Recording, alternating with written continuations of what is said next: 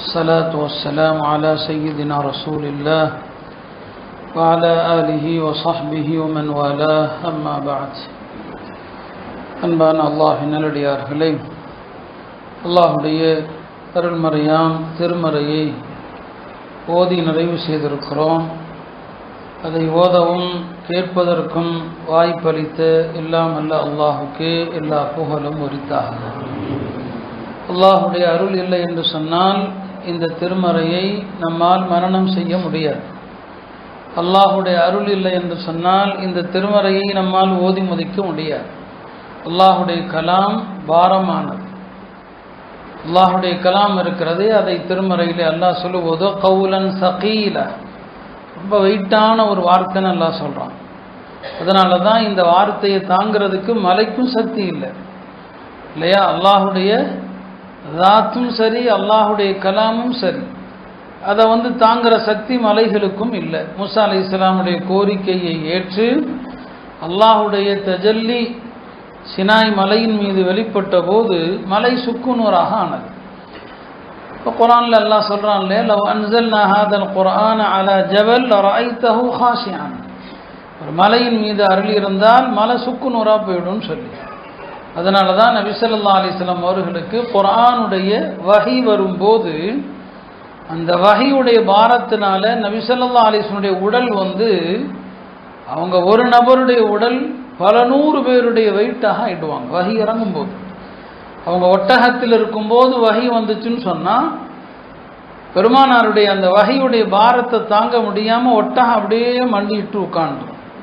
Zaid இப்னு சாபித் ரலியல்லாஹு அன்ஹு அவர்கள் சொல்லுவாங்க, ஒரு முறை ரசூல் ஸல்லல்லாஹு அலைஹி வஸல்லம் அவர்கள் என்னுடைய தொடை மீது தொடையில் தன்னுடைய தலை வச்சு படுத்திருக்கிறாங்க. அப்போ வஹி வந்துருச்சு. அந்த வஹியுடைய பாரத்தினால என்னுடைய தொடை இரண்டாக பிளந்து விடுமோ என்று நான் பயந்தேன்னு சொன்னான்.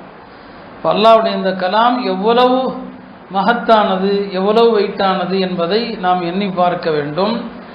அந்த அருள்மறை ஓதுகிற நேரத்தில் அல்லாஹ்வுடைய புறத்திலிருந்து சக்கீனா என்கிற அமைதி இறங்குது. குர்ஆனை ஓதுகிற நேரத்தில் விசேஷமான ரஹ்மத் இறங்குது. குர்ஆனை ஓதுகிற இடத்துல அருள்மிக்க வானவர்கள் வருகிறார்கள். குர்ஆனை ஓதுகிற சபையை பற்றி அல்லாஹ் தன்னிடமில்ல வானவர்களிடத்தில் பேசுகிறான். இந்த சபையில் குர்ஆன் ஓதப்பட்டிருக்கிறது, இதெல்லாம் குர்ஆனுடைய மஜ்லிஸுக்குரிய சிறப்பு. அல்லாஹுடைய அருள்மறையை நிறைவு செய்த நேரத்தில் நாம் கேட்கிற துவாக்கள் எல்லாம் கபூல் ஆகிறது. எல்லாம் அல்ல அல்லாஹ் இந்த மஜ்லிஸை பாவங்கள் மன்னிக்கப்பட்ட மஜ்லிஸாக ஆக்குவானாக. அவனுடைய சக்கீனா எனும் அருள் நிறைந்த மஜ்லிஸாக ஆக்குவானாக. அவனுடைய விசேஷமான ரஹ்மத்துடைய மஜ்லிஸாக ஆக்குவானாக. இந்த மஜ்லிஸிலே நாம் கேட்கிற எல்லா துவாக்களையும் கபூல் செய்வானாக. எல்லாருடைய தேவைகளையும் பூர்த்தியாக்குவானாக. நோய்களை குணப்படுத்துவானாக. கடன் கஷ்டங்களை நீக்குவானாக. உலக முஸ்லிம்களுடைய துயரங்களை எல்லாம் நீக்குவானாக. பலஸ்தீன முஸ்லிம்களுடைய கஷ்டங்களை நீக்குவானாக. வேறு எங்கெல்லாம் முஸ்லிம்கள் நெருக்கடிகளில் இருக்கிறார்களோ அந்த நெருக்கடிகளிலிருந்து அவர்களுக்கு விடுதலை தருவானாக. வியாபார ரீதியாக, குடும்ப ரீதியாக யாராருக்கு என்னென்ன சிரமங்களோ இந்த மஜ்லிஸுடைய பொருட்டால் அவற்றையெல்லாம் நீக்குவானாக என்ற ஒரு சிறிய துவாவோடு திருக்குர்ஆனை பற்றிய சில விஷயங்களை பற்றி சொல்லி நான் நிறைவு செய்கிறேன். ரமலானுடைய மாதம் முழுவதுமே நிறைய பயான்கள் நாம் செய்திருக்கிறோம், கேட்டிருக்கிறோம். இன்றைய தினம் அமலுடைய தினம். ஓரிரு வார்த்தைகளை மட்டும் நான் சொல்லி நிறைவு செய்கிறேன். அருமையானவர்களே, அல்லாஹுடைய இந்த கலாம் குர்ஆன் எவ்வளவு சிறந்தது. அல்லாஹ் எல்லா படைப்புகளுடைய எல்லா குரலையும் கேட்குறான். அதில் அல்லாஹ்வுக்கு எந்த கஷ்டமும் இல்லை. ஆனால் விசேஷமாக குர்ஆன் ஓதக்கூடியவருடைய குரலை அல்லாஹ் ரசித்து கேட்பது போல வேறு எதையுமே கேட்பதில்லை என்று நபி ஸல்லல்லாஹு அலைஹி வஸல்லம் சொன்னாங்க. நீங்கள் குர்ஆனை எடுத்து உட்கார்ந்துட்டீங்கன்னு சொன்னால் குர்ஆனை கேட்கிறவர், அந்த ஓதுறவருடைய குரலை அல்லாஹ் தனி விசேஷத்தோடு கேட்குறான். அதனால தான் நீங்கள் குர்ஆனில் ஒரு பக்கம் ஓதுவீங்களோ ஒரு ஜுஸு ஓதுவீங்களோ குர்ஆனை ஓதிட்டு உடனே துவா செய்யுங்க, கபூல் ஆகிடும். ஏன்னா நீங்கள் குர்ஆனை ஓதிக்கொண்டிருக்கிற அந்த நொடி முழுக்க அல்லாஹ் உங்களை கேட்டுட்ருக்கிறான், நீங்கள் ஓதுறதை கேட்டுட்ருக்கிறான். அதனால தான் இப்போ நம்ம துவா செஞ்சோம். குர்ஆனை ஓதி முடித்ததும் துவா செஞ்சீங்கன்னு சொன்னால் துவா கபூல் ஆகிடும். அதனால் துவாவுடைய ஒரு அற்புதமான ஒரு மஜ்லிஸாக இருக்கிறது. குரான் எவ்வளவு பரக்கத்தானது. நீங்கள் குரானில் ஒரே ஒரு ஆயத்து, இப்போ குரான் ஓத தெரியாதவர்கள் இருந்தால் குரானை கற்றுக்கொள்ள ஆரம்பிக்கிறார். ஒரு ஆயத்தை கற்றுக்கொண்டீங்கன்னு சொன்னால் 100 ரக்காத்துகள் தொழுதா என்ன சிறப்போ அதை விட குரானில் ஒரு ஆயத்தை ஓதுறது சிறப்பு. இப்னு மாஜால ஹதீஸில் வருது, ஹஜ்ரத் அபூதர் ரலியல்லாஹு அவர்களை பார்த்து நபி ஸல்லல்லாஹு அலைஹி வஸல்லம் சொன்னாங்க, அபூதர் லஅன் ததஅல்லம ஆயத்தம் மின் கிதாபில்லாஹ் கைருல் லக மின் 100 ரக்ஆ, அல்லாஹ்வுடைய வேதத்தில் ஒரு வசனத்தை நீ கற்றுக்கொள்வதானது 100 ரக்காத் தொழுவதை விட சிறந்தது. அருமையானவர்களே, தயவு செய்து குரானை ஓத கற்றுக்கொள்ளுங்கள். யாரெல்லாம் இந்த மஜ்லிஸில் குரான் ஓத தெரியாதவர்கள் இருக்கிறார்களோ குரான் ஓத கற்றுக்கொள்ளுங்க. ஓத தெரிந்தவர்கள் குரானை அடிக்கடி ஓத முயற்சி செய்யுங்க.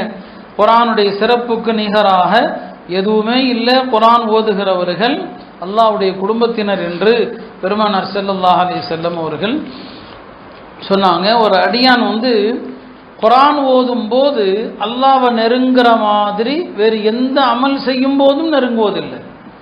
தொழும்போது நெருங்குற அடியான் அல்லாஹ்வை, சஜிதால நெருங்குறாரு, நோன்பு வைக்கும் போது நெருங்குறாரு.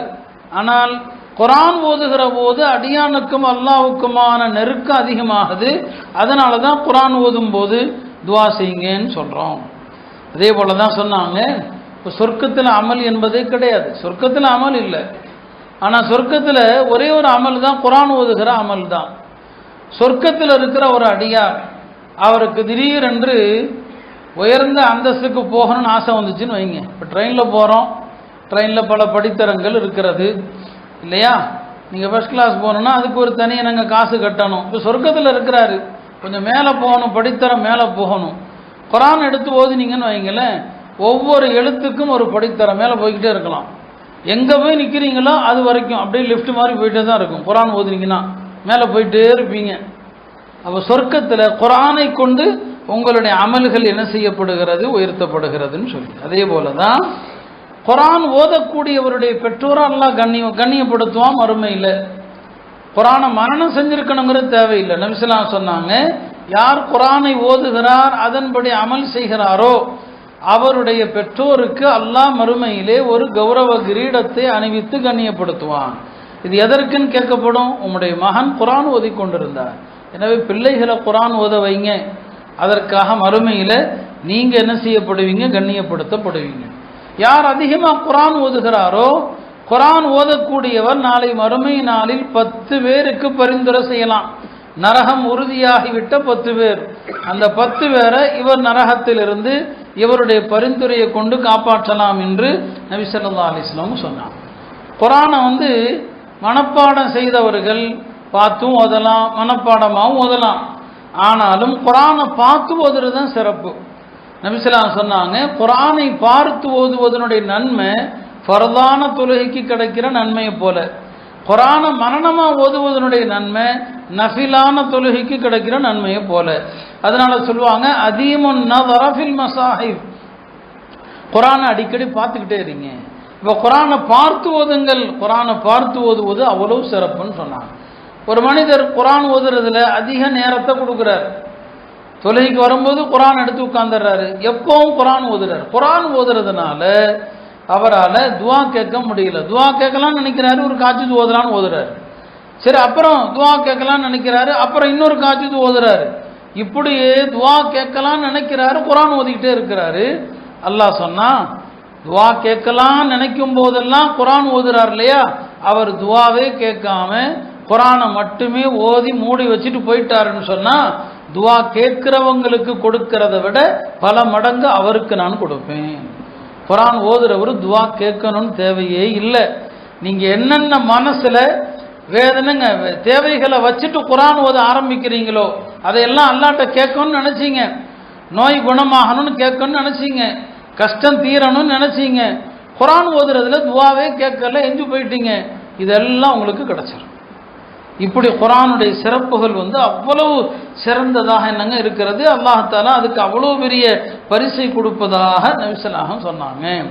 அது மாத்திரமல்ல, சில நபர்கள் ஹயாத்தில் குரான் ஓதிக்கிட்டே இருந்தால் கபூரில் போயும் குரான் ஓதுவாங்க. ஒரு சஹாபி, அவர் ஒரு தனியாக ஒரு இடத்துல கூடாரம் அடித்து மக்களை விட்டு ஒதுங்கி தனியாக அமல் செய்யணும்னு ஆசைப்பட்டு ஒரு இடத்துல போய் கூடாரம் அடித்து உட்கார்ந்தார். அந்த இடத்துல ஒரு முஸ்லீம் அடக்கப்பட்டிருக்கிறார் என்பது அவருக்கு தெரியாது. ஒரு கபர் இருப்பதற்கான அறிகுறிகள் எதுவுமே அங்கே இல்லை. இவர் கூடாரம் அடித்து அங்கே போய் உட்கார்ந்துட்டாரு. உட்கார்ந்தா அந்த இடத்துல இருந்து தபாரக்கல்லதி வியதிகில் முல்குங்கிற சூறாவை யாரோ ஓதுகிற சத்தம் கேட்குது. எங்கிருந்து வருதுன்னு தெரியல. அப்போதான் மக்கள் சொன்னாங்க, இங்கே ஒரு மனிதர் அடக்கப்பட்டிருக்கிறாரு. அவர் பெருமானார் ஸல்லல்லாஹு அலைஹி வஸல்லம் அவர்களிடம் வந்து சொன்னபோது நபி ஸல்லல்லாஹு அலைஹி வஸல்லம் சொன்னாங்க, ஆமாம், அவர் ஓதுன ஹயாத்தில் ஓதுனார் இல்லையா, அந்த சூறா தான் இப்போ கபர்லையும் ஓதுறாரு. சொன்னாங்க, இந்த முல்கு சூறா இருக்கிறது ஹியல் முன்ஜியா, அதுதான் நரகத்திலிருந்து பாதுகாக்கிற சூறா, அதுதான் தண்டனைகளை விட்டும் பாதுகாக்கக்கூடிய சூறா என்று பெருமானார் ஸல்லல்லாஹு அலைஹி வஸல்லம் அவர்கள் அந்த கபரில் இருந்து நரக வேதனையை விட்டும் பாதுகாக்கும் என்பதாக சொன்னாங்க. அருமையானவர்களை, இப்படி குர்ஆனுடைய சிறப்பை பற்றி நிறைய சொல்லிக்கொண்டே இருக்கலாம். அதனால ரமதானுடைய மாதத்தில் ஒரு குர்ஆனை கேட்டோம். குர்ஆன் ஓத ஆசைப்படுங்க, குர்ஆனை கற்றுக்கொள்ளுங்க. வாழ்க்கையில் எவ்வளவோ காலங்கள் வீணாக போச்சு. எஞ்சிருக்கிற காலங்களில் குர்ஆனோடு நம்முடைய தொடர்பை அதிகப்படுத்த முயற்சி செய்வதற்கு அல்லாஹ் தௌஃபீக் செய்வானாக. அருமையானவர்களே, குர்ஆன் ஓதும்போது கடைபிடிக்க வேண்டிய சில ஒழுக்கங்களை நான் சொல்கிறேன். குர்ஆன் விஷயத்தில் நாம் நிறைய என்ன செய்கிறோம், தவறு செய்கிறோம். குர்ஆன் எப்படி ஓதணும்? குர்ஆன் சாதாரணமாக ஓதிட்டே போகிறதல்ல. எப்படி குர்ஆன் ஓதணும்? நபி ஸல்லல்லாஹு எப்படி குர்ஆன் ஓதுவாங்க? குர்ஆனுடைய கருத்துக்கள் என்னென்ன வருதோ அங்கெல்லாம் நிறுத்தி நிறுத்தி நிறுத்தி அல்லாஹ்ட்ட அதை கேட்டுக்கிட்டே போகிறதான் குர்ஆன் ஓதுறது. ஹுதைஃபா ரலியல்லாஹு அன்ஹு அவர்கள் ஒரு நாள் இரவு நேரத்தில் பெருமானார் ஸல்லல்லாஹு அலைஹி வஸல்லம் அவர்களோடு சேர்ந்து இரவு தொழுகை தஹஜ்ஜுத் தொழுகை தொழலாம் என்று வந்துட்டாங்க. ஒரு ஆசையில் வந்துட்டாங்க. வந்தால் பெருமானார் ஸல்லல்லாஹு அலைஹி வஸல்லம் தக்பீர் கட்டினாங்க. இவரும் பின்னால் சேர்ந்துக்கிட்டார். சரி, நபி ஸல்லல்லாஹு நீளமாக தான் தொழுவாங்கன்னு தெரியும். அவங்க சுருக்கிலாம் தொழ மாட்டாங்க, நீளமாக தான் தொழுவாங்க. ஆனால் இவ்வளவு நீளமாக தொழுவாங்கன்னு அவருக்கு தெரியாது. பெருமானார் ஸல்லல்லாஹு அலைஹி வஸல்லம் அவர்கள் ஃபாத்திஹா ஓதுனாங்க. ஃபாத்திஹா முடிச்சுட்டு பக்ரா ஆரம்பித்தாங்க. பக்ரா முடியும் போது அவர் நினைச்சாரு, சரி இதோட முடிச்சிருவாங்க, ருக்குக்கு போயிடுவாங்க. நபி ஸல்லல்லாஹு அலைஹி வஸல்லம் பக்ரா முடிச்சு ஆல இம்ரான் ஆரம்பித்தாங்க. ஆல இம்ரான் முடிச்சுட்டு சரி இதோட முடிப்பாங்கன்னு பார்த்தா நிசாவை முடித்தா மாயிதா. சரிங்களா? இவ்வளோ ஓதுறாங்க நபி ஸல்லல்லாஹு அலைஹி வஸல்லம். அவங்க அதில் எப்படி ஓதுறாங்க அவர் சொல்கிறாரு, நல்லா ஞாபகம். இத்தனை சூறா ஓதுறாங்க.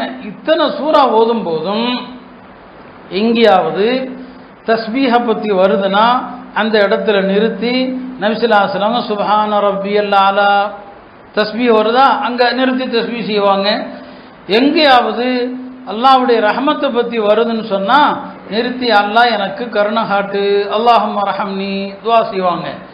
எங்கேயாவது வேதனையை பற்றி வருதுன்னு சொன்னால் அந்த இடத்துல நிறுத்தி யா அல்லாஹ் நரக வேதனையிலிருந்து என்னை பாதுகாப்பாயாக. இப்படியே 5 ஜுஸு ஓதுனா எப்படி இருக்கும் யோசிச்சு பாருங்க. மாயிதா முடிய பார்த்தீங்கன்னா மொத்தம் 5 ஜுஸு. 5 ஜுஸுவை ஓதுனதும் இல்லாமல் இப்போ நம்ம சொன்னோம் இல்லையா, இதெல்லாம் என்ன செய்கிறாங்க, ஓதுறாங்க. அப்போ இதுதான் குர்ஆன் ஓதுறதுங்கிறது. அப்படி தான் குர்ஆனில் அந்த கருத்துக்களை விளங்கி நிறுத்தி நிறுத்தி நிறுத்தி அந்த இடங்களில் துவா கேட்டுட்டே ஓதுறது. இது முதல் ஒழுக்கம். குர்ஆன் ஓதும் போது பொருத்தமான இடங்களில் துவா செய்வது. ரெண்டாவது என்ன அப்படின்னு சொன்னால், குர்ஆன் ஓதுகிற நேரத்தில் சில வசனங்களை திரும்ப திரும்ப ஓதுவாங்க. நபி ஸல்லல்லாஹு அலைஹி வஸல்லம் ஓதுவாங்க, சஹாபாக்களும் ஓதுவாங்க. சில வசனங்களை நபி ஸல்லல்லாஹு அலைஹி வஸல்லம் ஒரு ஆயத்து இருக்குது மாயிதாவுடைய கடைசியில், இன் துஅذிபுஹும் ஃபஇன்னஹும் இபாதுக், யா அல்லாஹ் இவர்கள் உன்னுடைய அடியார்கள், அவங்கள வேதனை செஞ்சாலும் உன்னுடைய அடியார்கள் தான். இந்த ஆயத்தை ஒரு ரக்காத்தில் ஓதிக்கிட்டே இருந்தாங்க இரவு முழுக்க. அப்போ இந்த மாதிரி என்னங்க, சில ஆயத்துக்களை திரும்ப திரும்ப ஓதுறது.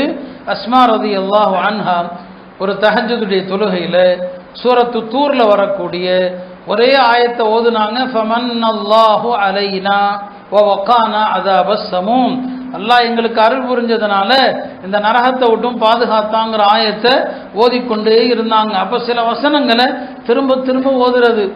ஹஜ்ரத் இமாம் ஹசன் பஸ்ரி ரஹ்மத்துல்லாஹி அலைஹி ஒரு நாள் தஹஜ்ஜுத் தொழுகையில் ஒரே ஆயத்தை ஓதுனாங்க. இன் தஉது நிஅமத்தல்லாஹி லா துஹ்ஸூஹா, அல்லாஹ்வுடைய அற்புடைகளை நீங்கள் கணக்கிட ஆரம்பித்தால் உங்களால் கணக்கிட முடியாது. இப்படியெல்லாம் என்னங்க குர்ஆனை சில வசனங்களை திரும்ப திரும்ப ஓதணும். அடுத்த ஒழுக்கம் என்ன? குர்ஆனை நிறுத்தி நிதானமாக அழகா ஓதணும். உங்களுடைய குரலுக்கு எவ்வளவு அழகுபடுத்த முடியுமோ, நபி ஸல்லல்லாஹு அலைஹி வஸல்லம் சொல்லுவாங்க, ஸய்யினுல் குர்ஆன பி அஸ்வாதிக்கும், குர்ஆனை உங்களுடைய குரலால் அழகுபடுத்துங்கள் என்று நபி ஸல்லல்லாஹு அலைஹி வஸல்லம் சொல்லுவாங்க. அழகுபடுத்தணும். அடுத்த ஒழுக்கம் என்ன? குர்ஆன் ஓதும் போது சஜிதாவுடைய ஆயத்து வந்தா உடனே சஜிதா செஞ்சிடணும். அப்புறம் செஞ்சுக்கலாம் கூடும், அது ஜாயிஸ், வேற விஷயம். ஆனா ஓதுன இடத்துல எந்த விதமான தடங்கள் இல்லைன்னு சொன்னா உடனே சஜிதா பண்ணிடணும். ஏன்னா குர்ஆன் ஓதும் போது சஜிதா செய்யாத குணம் காஃபிர்களுடைய குணம். அவங்க தான் இதா குரியா அலைஹிமுல் குர்ஆனு லா யஸ்ஜுதூன். முஸ்லிம்களுடைய குணம் என்ன? சஜிதாவுடைய ஆயத்து வந்துச்சா உடனே என்னங்க சஜிதா செய்யறது. அடுத்தது என்ன? குர்ஆனை ஓதும் போது கவலையோடு ஓதணுமா. பெருமானார் சொன்னாங்க, இந்த குர்ஆன் இருக்கிறது கவலையோடு அருளப்பட்ட வேதம். குர்ஆனை ஓதும் போது கவலையோடு ஓதுங்க, அழுகையோடு ஓதுங்க. அழுக வரலனா அழுகிற மாதிரி ஒரு பாவனையாவது செய்யுங்கள் என்று சொன்னாங்க. எல்லாவற்றுக்கும் மேலாக கடைசி ஒழுக்கம் என்ன? குர்ஆனை கொண்டு அமல் செய்யணும். இந்த குர்ஆன்ல அல்லாஹ் எவ்வளவு சட்டங்களை சொல்றான் பாருங்க. குர்ஆன்ல அல்லாஹ் இபாதத்துகள் வழிபாடுகள் இருக்கு பாருங்க, அதையெல்லாம் அல்லாஹ் விரிவா சொல்லல. அதெல்லாம் நபி ஸல்லல்லாஹு அலைஹி வஸல்லம் பொறுப்புல அல்லாஹ் விட்டுறான். தொழுகையினுடைய முழு விவரம் குர்ஆன்ல இருக்குதா? இல்லை. சரிங்களா? ஃபஜ்ர் 2 ரக்காத்து குர்ஆன்ல இல்லை. அதெல்லாம் பெருமானார் ஸல்லல்லாஹு சொல்லிடுறாங்க. ஆனா அல்லாஹ் குர்ஆன்ல எதை முக்கியத்துவம் கொடுத்து சொல்றான்னா, நம்ம எதையெல்லாம் செயல்படுத்தாம கீழே போட்டு வச்சிருக்கிறோமோ அதைத்தான் அல்லாஹ் முக்கியமா சொல்றான். குர்ஆன்ல ஆக பெரிய ஆயத்து பாருங்க, கொடுக்கல் வாங்கல் சம்பந்தமான ஆயத்து. வியாபாரத்துல கடனுக்கு சரக்கு வாங்குறீங்களா, அதுக்கு குர்ஆன்ல பேரு ஆயத்துல் முதாயனா, கடன் ஒப்பந்த வசனம். குர்ஆன்ல பெரிய வசனம் இந்த கடன் ஒப்பந்த வசனம் தான். இது பெரிய வசனம்னா என்ன அர்த்தம்? அல்லாஹ் நினைச்சிருந்தா குர்ஆன்ல பெரிய வசனமாக ஒரு தொழுகை சம்பந்தப்பட்ட வசனத்தை ஆக்கியிருக்கலாம். ஆனா அப்படி இல்லை. நோம்பு சம்பந்தப்பட்ட வசனத்தை ஆக்கியிருக்கலாம், அப்படி இல்லை. கொடுக்கல் வாங்கல்ல சுத்த வேண்டும். நேற்று அதுதான் சொன்னேன், கொடுக்கல் வாங்கல் அதுல தான் என்னங்க மனுஷன் ஒழுக்கமா இருக்கணும். அதைத்தான் அல்லாஹ் குர்ஆன்ல பெரிய ஆயத்தை வைக்கிறான். அதே மாதிரிதான் பாகப்பிரிவினை சட்டம், அதுல 2 ஆயத்து பெரிய ஆயத்து. அதுல யாராருக்கு எவ்வளவு பங்குங்கிறத அல்லாஹ் விரிவா மொத்தமா சொல்லி முடிக்கிறான். அப்படி சொல்லும் போது இது அல்லாஹ்வுடைய வசியத் அப்படிங்கிறான். இது அல்லாஹ்வுடைய ஹுதூத் வரம்புகள் என்று அல்லாஹ் சொல்றான். அதை மீறக்கூடியவர்களுக்கு நரகன் எச்சரிக்கிறான். அப்ப நாம தொழுதா பத்தாது, இதை முதல்ல என்னங்க பேணணும் என்பதை அல்லாஹ் விவரிக்கிறான். அதே போலதான் திருமண சட்டங்கள், தலாக்குடை சட்டங்கள், இதை தான் அல்லாஹ் திருமறையில விரிவா பேசுறான். அல்லாஹ் எதை விரிவா விளக்கமா பேசுறானோ அதையெல்லாம் நாம புறக்கணிச்சிட்டு இருக்கிறோம், அதை நாம வாழ்க்கையில தள்ளி வச்சிருக்கிறோம். அதுக்கு அல்லாஹ் என்ன செய்யறான்? இப்படி எல்லாம் குர்ஆன்ல இருக்குது அப்படிங்கிறதுக்கு இந்த பிஜேபி அரசாங்கத்தை கொண்டு நமக்கு நினைவுபடுத்துறான். குர்ஆன்ல இருக்குதுப்பா பாருங்க, இதெல்லாம் நீங்க ஒழுங்கா செஞ்சா இந்த அரசாங்கத்தை கொண்டு உங்களுக்கு எந்த நெருக்கடியும் வராது. எனவே குர்ஆனுடைய ஒழுக்கம் என்ன? குர்ஆனை கொண்டு என்ன செய்யணும்? அமல் செய்ய வேண்டும் என்பது குர்ஆனுடைய ஒரு ஒழுக்கம். என்னன்னு சொன்னா, ரசூல் ஸல்லல்லாஹு அலைஹி வஸல்லம் அவங்க இப்ப சில இடங்கள்ல அல்லாஹ் சில விஷயங்களை கேள்வியாக கேட்பான். இப்போ தீனி வஸைத்துன் ஓதுனோம். அந்த சூராவுடைய கடைசி ஆயத்து என்ன? அலைஸல்லாஹு பி அஹ்கமில் ஹாக்கிமீன். அல்லாஹ் தான் எல்லா ஹாக்கிம்கள். ஹாக்கிம் என்று சொன்னா தீர்ப்பு செய்வோருக்கெல்லாம் பெரிய தீர்ப்பு செய்பவன் அல்லாஹ் தான். அல்லாஹ் இல்லையா அப்படின்னு கேள்வியாக முடியுது. இந்த மாதிரி ஆயத்துகளை முடிக்கும் போது அலைஸல்லாஹு பி அஹ்கமில் ஹாக்கிமீன் என்று ஓதிவிட்டு நபி ஸல்லல்லாஹு அலைஹி வஸல்லம் அவங்க பலா அன்த அஹ்கமுல் ஹாக்கிமீன், அல்லாஹ் உண்மைதான், நீ தான் பெரிய ஹாக்கிமாக இருக்கிறாய், நான் அதற்கு சாட்சி சொல்கிறேன் அப்படின்னு சொல்லுவாங்க. சூரா கியாமா முடியும் போது இப்படி முடியும், அலைஸ ஸாலிக பிகாதிரின் அலா அன் யுஹ்யியல் மௌதா. அல்லாஹ் தன்னுடைய வல்லமையெல்லாம் சொல்லிட்டு வரும்போது கடைசியா கேட்பான், இந்த ஆற்றல் மிக்க அல்லாஹ் இறந்தவர்களை உயிர்ப்பிக்க சக்தியற்றவன் இல்லையா அப்படின்னு கேட்குறான். இப்போ நம்ம சொல்லணும், பலா, நீ இறந்தவர்களை உயிர்ப்பிப்பதற்கு சக்தி உள்ளவன் தான், சக்தி இல்லவன் இல்லையான்னு அல்லாஹ் கேட்குற நேரத்தில் இப்படி ரசூல் ஸல்லல்லாஹு அலைஹி வஸல்லம் அவங்க அந்த ஆயத்துகளுக்கு தோதுவா என்ன செய்வாங்க? நான் அதை ஏற்றுக்கிறேன்னு சொல்லுவாங்க. ஒரு வசனம் இப்படி முடியும், ஃபபி ஐயி ஹதீஸின் பஅதஹு யுமினூன், இதற்கு பிறகு நீங்க எதைத்தான் ஈமான் கொள்ள போறீங்கன்னு சொல்லி காஃபிர்களை பார்த்து அல்லாஹ் கேட்குறான். இந்த ஆயத்தை ஓதுனா நாம சொல்லணும் ஆமன்னா பில்லா, அல்லாஹ் கொண்டு நாங்கள் ஈமான் கொண்டோன்னு சொல்லணும். இதெல்லாம் குர்ஆன் ஓதுகிற ஒழுக்கங்கள். நாம் குர்ஆன் ஓதுறதே இல்லை. இந்த ஒழுக்கத்தை நாம் எங்கே தெரிஞ்சுக்க போகிறோம்? நபி ஸல்லல்லாஹு அலைஹி வஸல்லம் அவங்க மஹ்ஷர் மைதானத்தில் இந்த உம்மத்தை பற்றி முறையிடுவாங்க. இந்த உம்மத்து இத்தஹது ஹாதல் குர்ஆன மஹ்ஜூரா, எல்லாம் இந்த உம்மத்து குர்ஆனை தூக்கி போட்டாங்க, ஓதல்ல அப்படின்னு முறையிடுவாங்க. அது காபிர்களை பற்றி சொல்றதாக வந்தாலும் குர்ஆன் ஓதாத, குர்ஆனை புறக்கணிக்கிற முஸ்லிம்கள் விஷயத்திலையும் அது பொருந்தும். அப்படிப்பட்ட ஒரு தர்ம சங்கட நிலைமையில நாம மாட்டிடக்கூடாது. எனவே வாழ்க்கை பூரா குர்ஆன் ஓதுங்க. ரமதானுக்கு பிறகு டெய்லி குர்ஆன்ல ஒரு பகுதியை ஓதணும் என்று ஒரு நேரத்தை ஒதுக்கி குர்ஆன் ஓதுங்க. குர்ஆன் ஓதுவதன் மூலம் அல்லாஹ்வுடைய உதவி என்ன செய்யலாம் பார்க்கலாம். ஆக அருமையானவர்களே, ரமதான் முழுக்க நம்முடைய நேரங்கள் எல்லாம் குர்ஆனோடு இருந்துச்சு. குர்ஆன் தொடர்பான விளக்கங்களை கேட்டோம். இனி வாழ்க்கை முழுக்க மௌத்து வரைக்கும் நம்முடைய நேரங்கள் குர்ஆனோடு இருக்கணும். உஸ்மான் ரலியல்லாஹு அவர்கள் சொல்லுவாங்க, என்னுடைய வாழ்க்கையில திருமறையை பார்க்காத ஒரு நாளே வரக்கூடாதுன்னு சொன்னான். மேலும் சொல்லுவாங்க, நம்முடைய உள்ளங்கள் சுத்தமா இருந்துச்சுன்னு சொன்னா குர்ஆன் ஓதும் போது போதுங்கிற எண்ணமே நமக்கு வராதுன்னாங்க. இப்ப நமக்கு கொஞ்சம் ஓதுனாலே அழுத்து போகுது. ஏன்? நம்முடைய உள்ளம் சுத்தம் இல்லைன்னு சொன்னான். ஆக குர்ஆனுடைய நம்முடைய தொடர்பு அதிகப்படுத்தணும். எல்லாம் வல்ல அல்லாஹ் அதற்குரிய தௌஃபீகை செய்வானாக. அருமையானவர்களே, இந்த இரவுகள் எல்லாம் அல்லாஹ்விடத்தில் பாவ மன்னிப்புக்காக நாம துஆ செய்ய வேண்டிய இரவு. நம்ம அல்லாஹ்வுடைய அருளை பற்றி நிறைய சொல்லியிருக்கிறோம். அல்லாஹ் ரொம்ப ரொம்ப கருணை இல்லவன், கிருபை இல்லவன். நாளை மஹ்ஷருடைய மைதானத்தில் அல்லாஹ் அடியார்களோடு நடப்பது இருக்கு இல்லையா, அது பலவிதமாக இருக்கும். அல்லாஹ் யார்கிட்ட எப்படி நடப்பான்னு நம்ம சொல்லவே முடியாது. இல்லைங்களா? ஒரு சில சம்பவங்களை ஹதீஸுகளை வைத்து நம்ம ஏமாந்துடக்கூடாது. சிலர்கிட்ட அல்லாஹ் கடுமையாக நடப்பான், சிலர்கிட்ட அல்லாஹ் லேசாக நடப்பான், சிலர்கிட்ட விசாரணையே கிடையாதுன்னு சொல்லுவான். ஒவ்வொருத்தட்ட ஒவ்வொரு மாதிரி. அதில் ஒரு ஹதீஸ் வருது, நபி ஸல்லல்லாஹு அலைஹி வஸல்லம் சொன்னாங்க, மஹ்ஷரில் கடைசியாக சொர்க்கத்துக்கு போகிற ஒரு ஆளை கொண்டு வரப்படும். அவர் தான் கடைசியாக சொர்க்கத்துக்கு போவார், அவரை கொண்டு வரப்படும். அப்போ அவருடைய வினை பதிவேடு, அவருடைய எல்லா அமல்களும் கொண்ட பதிவேடு இருக்குல்லையே, அதுவும் வரும். அல்லாஹ் மலக்குகள்கிட்ட சொல்லுவான், அந்த பதிவேட்டில் அவர் செஞ்ச சிறிய பாவங்களை மட்டும் வச்சுட்டு பெரிய பாவங்களை எல்லாம் அழிச்சிருங்க, சின்ன பாவத்தை வச்சுக்கோங்க, பெரிய பாவத்தை எல்லாம் அழிச்சிருங்க அப்படின்னு அல்லாஹ் சொல்லுவான். இப்போ அவரிடத்துல அவருடைய பதிவேடு கொடுக்கப்படும். அப்போ மலக்குகள் கேட்பாங்க, இந்த பாவங்கள்லாம் இன்னென்ன நாளில் இந்தந்த இடத்துல நீ செஞ்சது தானேன்னு சொல்லி, ஆமாம் நான் செஞ்சது தான் சொல்லி. பிறகு மலக்குகள் சொல்லுவாங்க, இதில் எவ்வளவு பாவம், இதெல்லாம் சின்ன பாவம் தான் அதில் இருக்குது, எவ்வளவு பாவம் இருக்குதோ ஒவ்வொரு பாவத்திற்கும் அல்லாஹ் உனக்கு ஒரு நன்மையை கொடுக்க சொல்லிட்டான், ஒவ்வொரு பாவத்திற்கும் ஒரு நன்மையை கொடுக்க சொல்லிட்டான். உடனே அவர் சொல்வார், யாரெல்லாம் அப்படியானா நான் இன்னென்ன தினத்தில் என்னென்ன பெரிய பாவம்லாம் செஞ்சுருக்கிறேனே அதெல்லாம் காணவே, இதில் பெரிய பெரிய பாவம்லாம் நான் பண்ணியிருக்கேனே அதெல்லாம் இங்கே இல்லையேன்னு சொல்லுவான். இப்போ அல்லாஹ் சிரிப்பான். நபி ஸல்லல்லாஹு அலைஹி வஸல்லம் இந்த ஹதீஸை சொல்லும்போது அவர்களும் சிரித்தார்கள். இப்போ அல்லாஹ் இப்படியும் நடப்பான், சின்ன பெரிய பாவத்தை பூரா அழிச்சிட்டு சின்ன பாவத்துக்கெல்லாம் ஒவ்வொரு பாவத்திற்கும் ஒரு நன்மை. ரப்புடைய கருணை ரொம்ப விசாலமானது. இப்போ இதெல்லாம் நபி ஸல்லல்லாஹு அலைஹி வஸல்லம் அல்லாஹ்வுடைய அருளை விட்டு நிராசை அடைஞ்சிடாதீங்க என்பதற்காக தான் நமக்கு இந்த விஷயங்களை சொன்னாங்க. இது போன்ற லைலத்துல் கத்ர் போன்ற புனிதமான இரவுகளில் நாம் அல்லாஹ்விடத்தில் நம்பிக்கையோடு தௌபா செய்யணும். நம்முடைய கடந்த கால பாவங்கள் எல்லாவற்றையும் அல்லாஹ் மன்னிக்கிறான். வருங்காலத்தில் பாவமே செய்யக்கூடாது என்ற உறுதி எடுப்பதற்கு தான் அல்லாஹ் இது போன்ற புனிதமான ஒரு இரவுகளை அல்லாஹ் நமக்கு என்ன செஞ்சிருக்கிறான், தந்திருக்கிறான். அருமையானவர்களே, இந்த புனிதமான இரவுல நாம் செய்யக்கூடிய பல அமல்கள் நிறைய விஷயங்கள் இருந்தாலும் அடிக்கடி நாம் சொல்லக்கூடிய விஷயம்தான், ஈமானுக்கு பிறகு சிறந்த அமல் எதுன்னு கேட்கப்பட்டது நபி ஸல்லல்லாஹு அலைஹி வஸல்லம் அவங்கள்ட்ட. ஈமானுக்கு பிறகு சிறந்த அமல் எது சொன்னாங்க? அஹப்புல் அமாலி இலல்லாஹி ஈமானும் பில்லாஹ், அல்லாஹ்விடத்தில் அமல்களில் சிறந்தது ஈமான் கொள்றது. ரெண்டாவது என்ன? சும்ம சிலத்துர் ரஹீமி, உறவுகளை அரவணைக்கிறது. உறவுகளை அரவணைப்பது பற்றி எவ்வளவு நூற்றுக்கணக்கான ஹதீஸுகள் வருகிறது. கொஞ்ச நஞ்ச ஹதீஸ் இல்லை, அதை பற்றி வந்திருக்கிற வாக்குறுதிகள், இம்மையில் கிடைக்கிற பலன்கள் என்ன, மறுமையில் கிடைக்கிற பலன்கள் என்ன, அவ்வளவு சிறப்புகள் இருக்கிறது.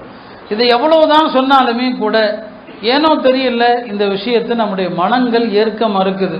இந்த சபையில் எத்தனை பேர் இருக்கிறோம், உறவுகளோடு சரியான தொடர்பு இல்லாதவர்கள், அவங்கள முறித்து கொண்டு வாழக்கூடியவர்கள், மாதக்கணக்கில் வருடக்கணக்கில் வருஷக்கணக்கில் உறவுகளோடு பேசாதவர்கள், எவ்வளோ பேர் இருக்கிறாங்க. நபி ஸல்லல்லாஹு அலைஹி வஸல்லம் அவங்க லா யதுஹுலுல் ஜன்னத காத்தியுன்ட்டாங்க, உறவை முறித்தவன் சொர்க்கம் போக மாட்டான்ட்டாங்க. உறவு முறித்தவன் ஒரு சபையில் இருந்தால் அந்த சபையினுடைய துவா கபூல் ஆகாதுன்னு சொன்னாங்க. இப்போ நாம் யோசிச்சு பார்க்கணும், எல்லாருமே தௌபா செய்யுது, உறவுகளுடைய தொடர்பை சரி செய்யுங்க. இதோ ஈது 2 நாளில் வருது.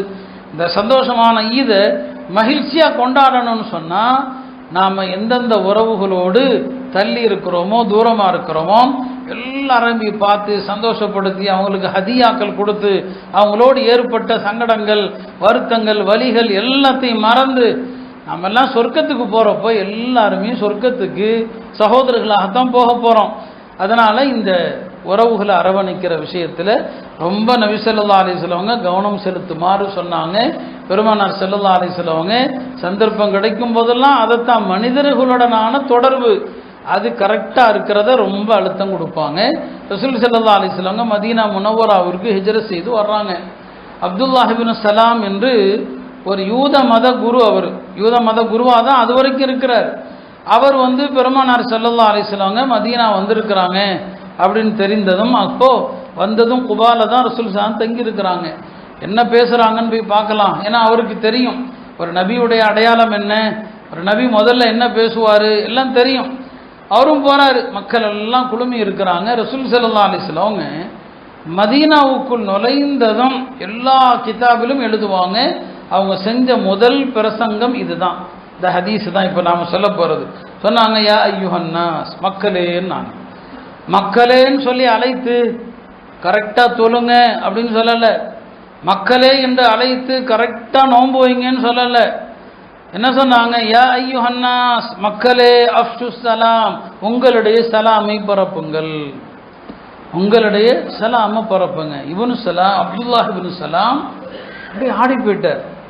என்னடா இது, ஒரு நபி முதல்ல வந்திருக்கிறாங்க, வஹி இறங்குது இல்லையா, என்ன சொல்லுவாங்க? முதல்ல சொல்றாங்க அஃஷு சலாம், உங்களுடைய சலாமை பரப்புங்க, எல்லாரும் சலாம் சொல்லுங்க. சலாம் நம்ம சொல்றோம், ஆனால் நிறைய சொல்வதில்லை. சலாமை நிறைய சொல்ல, நிறையனா என்ன அர்த்தங்க? ஒரு ஆளை பஜாரில் பார்க்குறீங்க, ஒரு கடையில் முதல்ல பார்த்தீங்க சலாம் சொல்லிட்டீங்க, திருப்பி இன்னொரு கடைக்கு நீங்கள் போகிறீங்க, அதே கடைக்கு அவரும் வர்றாரு. இப்போ நீங்கள் என்ன நினைப்பீங்க? முதல் கடையில் தான் சலாம் சொல்லிட்டோம்ல, இப்போ எதுக்கு 2வது சலாம் சொல்லணும்? ஆனால் ஹதீஸில் என்ன வருதுன்னா, 2 பேர் சந்தித்தாங்க, சலாமும் சொல்லிட்டாங்க, அதுக்கப்புறம் அந்த 2 பேருக்கு இடையில ஒரு சுவரோ மரமோ குறுக்கே பிறகு சந்தித்தால் மறுபடியும் சலாம் சொல்லணும். புரியுங்களா? 2 பேரும் சந்திச்சு கொஞ்ச நேரத்தில் ஒரு சுவரோ மரமோ குறுக்கிட்ட பிறகு மீண்டும் சந்தித்தால் மீண்டும் சலாம் சொல்லணும். சலாம்ங்கிறது அல்லாஹ் அல்லான்னு திக்ர் செய்கிற மாதிரி சலாமை அதிகமாக சொல்லிக்கிட்டே இருக்கணும். இப்போ ஒரு ஆள் வீட்டுக்கு போகிறீங்க, வெளியே நின்று சலாம் சொல்கிறீங்க, நம்ம எல்லாருமே அந்த சலாம் போதும்னு நினைக்கிறோம். வெளியே நின்று சலாம் சொல்வது அனுமதி கேட்பதற்காக உள்ள சலாம். வெளியே சலாம் சொல்லிட்டு உள்ளே போன பிறகு மறுபடியும் சலாம் சொல்லணும், இது சந்திக்கிறதுக்கான சலாம். இதெல்லாம் ஹதீஸில் நமக்கு கட்டுத்தரப்ப சொன்னாங்க. அஃஷு சலாம், சலாமை பரப்புங்க. 2வது சொன்னாங்க வஅத்இமுத் தஆம், உணவளியுங்கள். எப்போதுமே எனக்கு உணவளிக்கிற பழக்கம். 3வது வஸல்லு பில்லைலி வன்னாசு நியாம், மக்கள் இரவுல தூங்குற நேரத்தில் நீங்கள் எஞ்சி தொழுங்க. ததுஹுலுல் ஜன்னத பிசலாம், நீங்கள் ஆரோக்கியமாக சொர்க்கம் செல்வீர்கள். ஆக இதெல்லாம் எதை? மனிதர்களுடைய உறவை சரியாக்குறதா சலாம். எல்லாத்துக்கும் சலாம் சொல்லணும். உறவினர்களை கண்டால் முக்கியமாக சலாம் சொல்லணும். உறவினர்களோடு எந்நேரமும் சலாமுடைய தொடர்பு, பேச்சினுடைய தொடர்பு இருந்துக்கிட்டே இருக்கணுமே தவிர உள்ளத்தில் இருக்கிற வெறுப்பை நீக்குமாறு நபி ஸல்லல்லாஹு அலைஹி வஸல்லம் சொன்னாங்க. அந்த அடிப்படையில் இந்த நல்ல இரவில் நாம் உறுதி எடுக்கணும், நம்முடைய சொந்த பந்தங்கள் யாரோடும் எந்த பகையும் இருக்கக்கூடாது. நம்முடைய பிள்ளைகளுக்கு நம்முடைய உறவு முறைகளை சொல்லிக் கொடுக்கணும். இன்னார் எந்த உறவு, இன்னார் எந்த உறவு. நான் இதை வருஷந்தோறும் சொல்கிறேன். ஏன்னா பெருமானார் ஸல்லல்லாஹு அலைஹி வஸல்லம் சொன்னது, உங்கள் குழந்தைகளுக்கு உங்களுடைய குடும்ப பாரம்பரியத்தை கற்றுக் கொடுங்கள். இப்போ பாரம்பரியத்தை கற்றுக் கொடுங்கன்னா என்ன அர்த்தம்? நம்முடைய மூதாதையர்கள் யாராரு, அவங்களுடைய பிள்ளைகள் யாராரு, இவங்கெல்லாம் நமக்கு என்ன உறவு, இதையெல்லாம் நாம் நம்முடைய பிள்ளைகளுக்கு சொல்லித்தரணும்னு சொன்னாங்க. அதில் தான் அல்லாஹ் பெரிய பரக்கத்து வச்சிருக்கிறான். இன்னைக்கு நம்முடைய குடும்பங்களில் பரக்கத்து இல்லாமல் போனதுக்கு என்ன காரணம்? வியாபாரங்களில் அருள் இல்லாமல் போனதுக்கு என்ன காரணம்? சகோதரர்களே சண்டை சச்சரவு, குடும்ப உறவுகள், பெரிய சிறிய தந்தைகளுக்கு மத்தியில் பிரச்சனை, எல்லா இடங்களிலும் உறவுகள் கெட்டு போனதுனால அல்லாஹ்வுடைய அருள் நின்று விட்டது. இது போன்ற இரவுகளில் நாம் அல்லாஹ்விடத்தில் தௌபா செய்கிறதுக்கு முன்னால் இந்த உறவுகளை சீராக்கணும். அல்லாஹ் தௌஃபீக் செய்வானாக. அருமையானவர்களே, இந்த இரவுகளில் நாமும் அல்லாஹ்வுடைய நிறைய அமல்கள் நமக்கு என்னங்க சொல்லித்தரப்படுது. அதில் முக்கியமாக நாம் இப்போ கொஞ்சம் நேரம் திக்ரு செய்வோம், அதுக்கப்புறம் துவா செய்வோம். தனிப்பட்ட முறையிலையும் நாம் இந்த இரவில் செய்யக்கூடிய பிரதான அமல்களில் ஒன்றாக திக்ர் என்னங்க இருக்கணும். திக்ருடைய சிறப்புகள் ஹதீஸில் நிறைய வந்திருக்குது. ரசூல் ஸல்லல்லாஹு அலைஹி வஸல்லம் சொன்னாங்க, ஒரு நீண்ட ஹதீஸ், வானவர்கள் ஒரு சபைக்கு வந்தாங்க. அந்த சபையில் அல்லாஹ்வை பற்றி என்ன செய்கிறாங்க, மக்கள் எல்லாம் திக்ரு செய்கிறாங்க, துதிக்கிறாங்க. சுப்ஹானல்லாஹ், அல்ஹம்துலில்லாஹ், அல்லாஹு அக்பர், லா இலாஹ இல்லல்லாஹ் என்று அல்லாஹ்வை துதித்து கொண்டிருக்கிறாங்க. அந்த சபை முடிந்ததும் வானவர்கள் அல்லாஹ்ட்ட போகிறாங்க. இப்போ அல்லாஹ் கேட்குறான், என்னுடைய அடியார்களை எந்த நிலையில் விட்டு விட்டு வந்தீர்கள்? அல்லாஹ்வுக்கு தெரியும், அல்லாஹ்வுக்கு என்னங்க தெரியும். அவன் மலக்குகள்கிட்ட கேட்குறான், என்னுடைய அடியார்களை எந்த நிலையில் விட்டுட்டு வந்தீங்கன்னு சொல்லி. அப்போ மலக்குகள் சொல்கிறாங்க, எல்லாம் அவங்க உன்னை துதித்து கொண்டிருக்கிறாங்க, உன்னை புகழ்ந்து கொண்டு இருக்கிறாங்க அப்படின்னு சொல்லி அவங்க சொல்கிறாங்க. அவங்க இதெல்லாம் எதற்காக செய்கிறாங்கன்னு சொல்லி அவங்க சொர்க்கத்தை உன்னிடத்தில் கேட்குறாங்க. சொர்க்கத்தை பார்த்துருக்குறாங்களா? இல்லை பார்க்கல. பார்க்காம இவ்வளோ ஆர்வத்தோடு கேட்குறாங்களா? அவங்க நரகத்திலிருந்து பாதுகாப்பு தேடுறாங்க. இப்போ அல்லாஹ் சொல்லுவான், இந்த திக்ருடைய மஜ்லிஸில் இருப்பவர்களுக்கு நான் சொர்க்கத்தை உறுதியாக்கிட்டேன், அவர்களை நரகத்திலிருந்து பாதுகாத்துட்டேன்னு சொல்கிறான். அப்போ மலக்குகள் சொல்லுவாங்க, எல்லாம் அந்த மஜ்லிஸில் நிறைய மக்கள் திக்ரு செய்யக்கூடிய நல்ல மக்கள் இருந்தாலும் அந்த சபையில் ஒரு மோசமான பாவியும் உட்கார்ந்துருந்தான். நீ அளிக்கிற இந்த வாக்குறுதி, சொர்க்கம் உறுதி, நரகத்தை விட்டும் பாதுகாப்பேன் அப்படிங்கிற வாக்குறுதி அந்த பாவிக்கும் சேர்த்து கிடைக்குமான்னு கேட்டான். யார்? மலக்கர். இப்போ அல்லாஹ் சொன்னா, திக்ருடைய அந்த மஜ்லிஸில் ஆக துர்பாக்கியசாலி ஒருத்தன் வந்து உட்கார்ந்தாலும் அந்த மஜ்லிஸில் உட்கார்ந்த பொருட்டில் அவனும் நற்பேறு பெற்றவனாக ஆகிவிடுவான்னு சொன்னான். அல்லாஹ் எவ்வளோ பெரிய கருணையாளன் பாருங்க. அப்போ திக்ருடைய மஜ்லிஸில் ஆக கெட்டவன், எல்லா கெட்ட வழக்கமும் இருக்குது, எல்லா பாவமும் இருக்குது, திக்ருடைய மஜ்லிஸில் வந்து உட்கார்ந்துட்டான்னு சொன்னால் அந்த மஜ்லிஸில் அவன் நற்பேறு பெற்றவனாக ஆயிடுறான். அல்லாஹ் அத்தகைய மஜ்லிஸாக ஆக்கட்டும். சொர்க்கத்தில் சொர்க்கவாதிகள் ஒரே ஒரு விஷயத்தை நினைச்சு மட்டும்தான் வருத்தப்படுவாங்க. சொர்க்கத்தில் வருத்தம் இல்லை, ஒரு விஷயத்தை நினைச்சு மட்டும் வருத்தப்படுவாங்க. அது என்ன? உலகத்தில் வாழ்ந்த நேரங்களில் திக்ரு செய்யாத நேரங்கள் இருக்கு இல்லையா, அந்த நேரத்தை நினைக்கும் போது அவங்களுக்கு கவலை வரும். ஆஹா, நம்ம திக்ரு செய்யாமல் போயிட்டோமே, இந்தந்த நேரத்தில் திக்ரு செய்யாமல் போயிட்டோமே. யோசிச்சு பாருங்க, நம்மெல்லாம் எவ்வளோ வருத்தப்பட வேண்டியிருக்கும். ஏன்னா நம்ம எவ்வளோ திக்ரு செய்கிறோம். நம்முடைய நேரங்களில் திக்ருக்கு நாம் ஒதுக்கக்கூடிய நேரம் என்ன? அதனால் அதிகமாக நம்முடைய கால நேரங்களில் திக்ரு செய்யணும். அது நினைவுபடுத்துவதற்கு இந்த மாதிரி இரவுகளில் கொஞ்ச நேரம் பழக்கி கொடுக்குறோம். அதோடு நாம் முடிச்சிடக்கூடாது. காலை மாலை இரவு எல்லா நேரமும் திக்ருக்கென்று ஒரு நேரத்தை நாம் ஒதுக்க வேண்டும். எல்லாம் அல்ல அல்லாஹ் இந்த விஷயங்களை சொன்னோமோ இதையெல்லாம் வாழ்க்கையில் கடைபிடிக்கக்கூடிய நல்ல தௌஃபீகை அல்லாஹ் எனக்கும் உங்களுக்கும் தந்தருள்வானாக. அந்த அடிப்படையில் இன்ஷா அல்லாஹ் சிறிது நேரம் திக்ர் செய்வோம். ஒவ்வொரு திக்ருக்கும் எத்தனையோ சிறப்புகள் இருக்கிறது. நூஹ் அலைஹிஸ்ஸலாம் அவர்கள் தன்னுடைய மகனுக்கு வசியத்து செஞ்சாங்க, மகனே 2 விஷயங்களை உனக்கு ஏவுறேன், 2 விஷயங்களை தடுக்கிறேன். ஏவுற 2 விஷயங்கள் என்ன? லா இலாஹ இல்லல்லாஹ் சொல்லிக்கொண்டே இரு. ஏன்னா வானம் பூமி எல்லாத்தையும் ஒரு தட்டில் வச்சாலும் இந்த லா இலாஹ இல்லல்லாஹ் ஒரு தட்டில் வச்சா அதுதான் கணக்கும், வானம் பூமி எல்லாம் வெயிட்டு குறைஞ்சிரும். 2வது சுப்ஹானல்லாஹ் சொல்லிக்கிட்டே இரு. ஏன்னா மலக்குகளும் சுப்ஹானல்லாஹ் தான் சொல்கிறாங்க. அரச சுமக்கக்கூடிய மலக்குகள் இருக்கிறாங்களே, அவங்களும் என்ன சொல்கிறாங்க? 8 பேர் சுமக்கிறாங்க.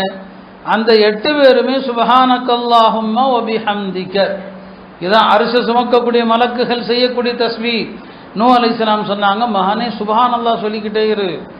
சுப்ஹானல்லாஹ் என்று சொல்லலாம், வ பிஹம்திஹி சேர்க்கலாம், சுப்ஹானல்லாஹில் அஸீம் சொல்லலாம். ஏன்னா சுப்ஹானல்லாஹ்வை கொண்டு தான் எல்லா படைப்பினங்களுக்கும் ரிஸ்க் வழங்கப்படுது. சுப்ஹானல்லாஹ் எல்லா படைப்பினங்களுடைய தஸ்பீஹ்னு சொன்னாங்க. இப்படி திக்ர் குறித்த விளக்கங்களை தெரிந்து நம்முடைய வாழ்க்கையில் கணிசமானதொரு நேரத்தை திக்ருக்கு தர வேண்டும். எல்லாம் அல்ல அல்லாஹ் நல்ல தௌஃபீக் செய்வானாக. வ ஆகிரு தஅவானா அல்ஹம்துலில்லாஹ்.